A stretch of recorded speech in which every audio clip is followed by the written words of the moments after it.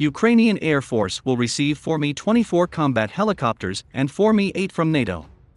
Ukraine will receive 8 military helicopters in the coming days. Over the next few days, the Ukrainian Air Force will receive 8 more helicopters from Africa for their needs. As it became known to Avia.pro journalists, this became possible due to the withdrawal of the peacekeeping contingent of the Ukrainian armed forces from African countries. According to the data at the disposal of the editors, in the coming days, 250 people from the peacekeeping forces, as well as 8 military helicopters for attack multi-purpose helicopters Mi-24 and 4 military multi-purpose helicopters Mi-8 will arrive in Ukraine in the coming days. Considering the fact that over the past few days the Ukrainian Air Force has lost most of its helicopters and aircraft, the appearance of 8 more rotorcraft in service with Ukraine is unlikely to change the overall situation, although it is possible that various kind of weapons.